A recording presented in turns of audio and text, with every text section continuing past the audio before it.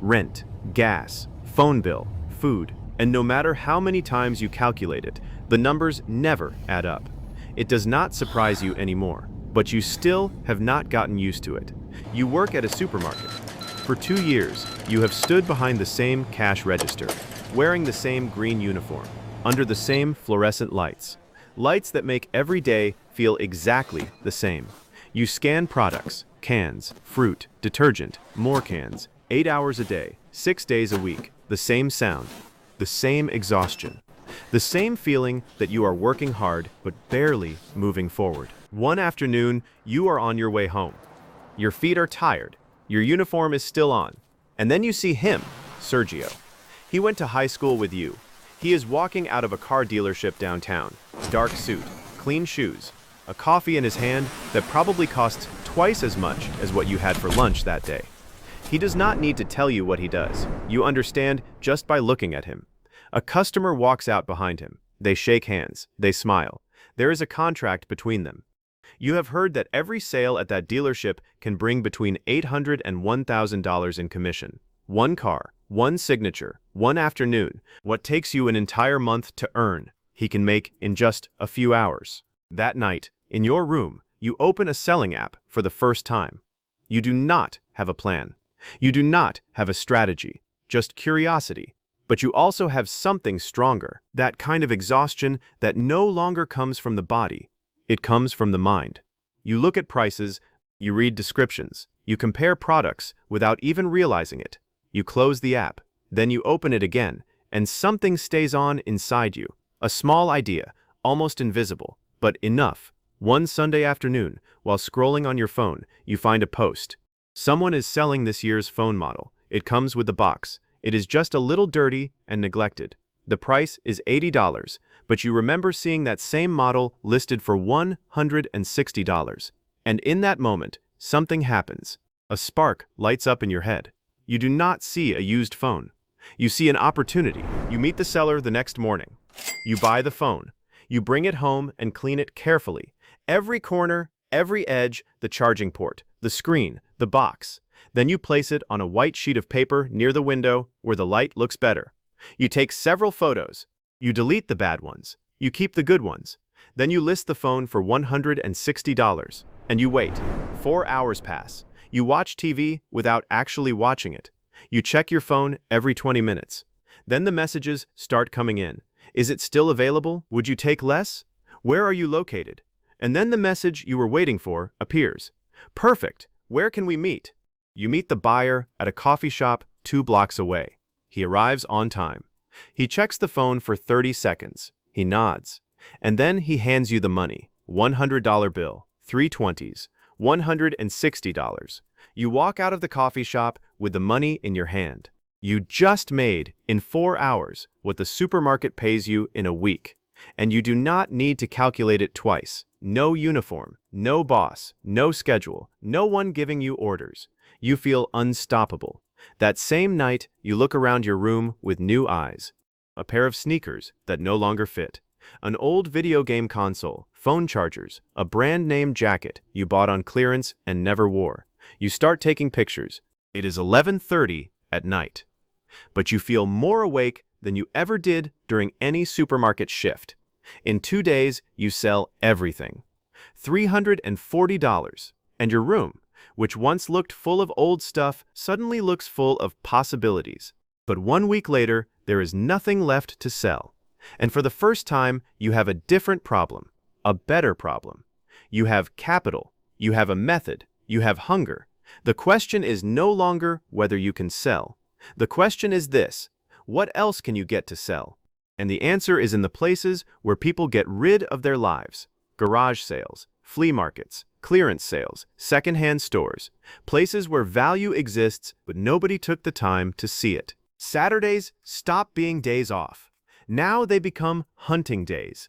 You arrive early to garage sales, before the curious people, before the collectors, before everyone who shows up after the good stuff is already gone. You walk slowly. You touch things with indifference. You ask prices without showing excitement, but inside you are calculating margins at full speed. You learn something quickly. The person who looks too interested always loses the negotiation, so you learn to look without looking desperate. One Saturday, you find a cardboard box under a table. Inside are 20 pairs of sunglasses, some generic, some with original cases, and a few with brands you recognize. The owner asks $25 for the whole box. You inspect it calmly. You calculate. You breathe. Then you offer 15. The man accepts without thinking too much, like someone getting rid of a problem. That afternoon, you clean every pair. You photograph them on black fabric with good lighting. You list the branded ones for more, and the generic ones for less. In 48 hours, you sell 16 of the 20 pairs. Net profit, $122. From $15, you turned it into $122, and that is when you understand something important. That was not luck. That was recognizing value where other people only saw junk. And the difference between one person and another is not always talent. It is not always money. Sometimes it is attention. It is looking at something ordinary and asking a question most people never ask. How much would someone pay for this if it were presented well? From that moment on, you cannot stop asking yourself that question. You ask it at the supermarket, on the bus, at the corner thrift store, everywhere. The entire world starts to look like inventory. Your room fills with boxes. Your mother asks what all of that is, and you tell her, "It is my business." The money starts growing, not all at once, not like in the movies, but week after week. And then one day, you sit in front of a blank sheet of paper, and you write a word you never thought you would write so soon: resignation. You have spent 3 months buying and selling locally. The method works, but it has a ceiling.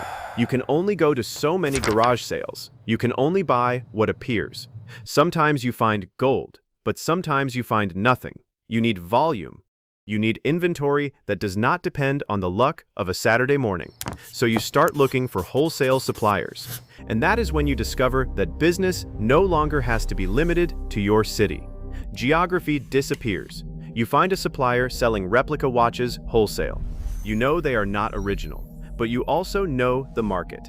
You know many people do not just buy a watch. They buy an image. They buy appearance. They buy the feeling of looking like someone they have not become yet.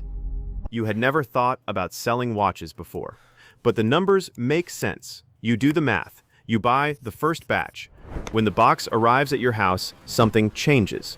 It is not a bag of used items. It is not an opportunity you found under a table. It is a large box covered in export labels, filled with 100 perfectly packaged watches. You open it on the floor of your room, and as you look at all that inventory in front of you, you understand something. Before, you were buying opportunities. Now, you bought a business. In 6 weeks, you turn over the entire inventory 3 times.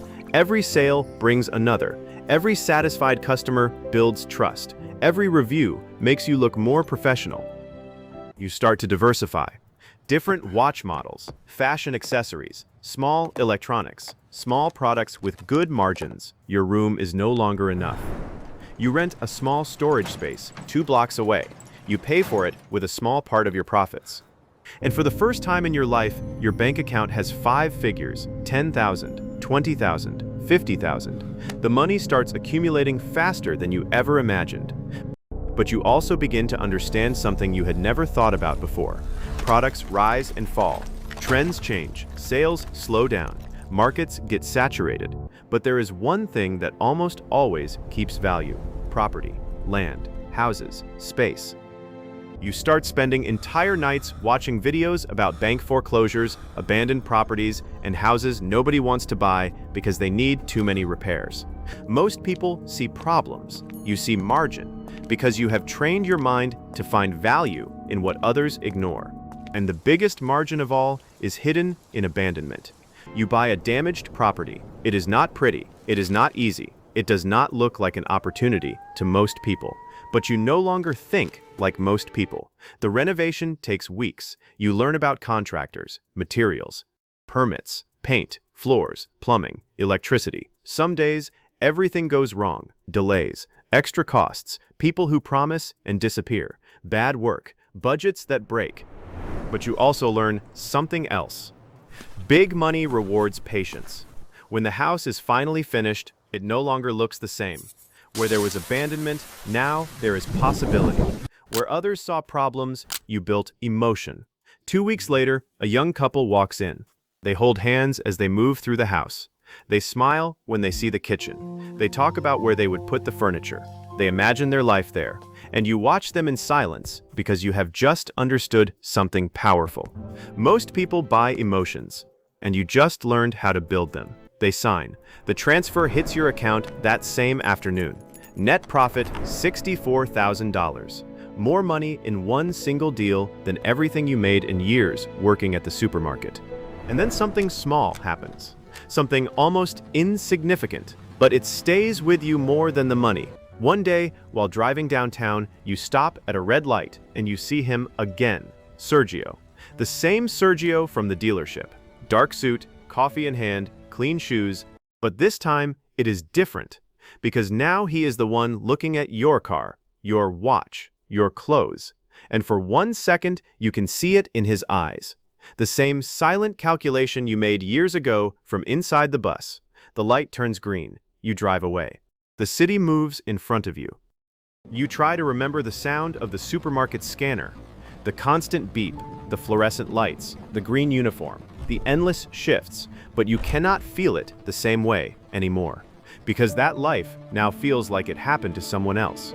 And maybe that is the real transformation. It was not the phone, it was not the watches, it was not the house, it was not the money, it was learning to see the world differently. Where others see junk, you see value. Where others see problems, you see margin. Where others see exhaustion, you saw a signal. Because sometimes life does not change when a huge opportunity appears.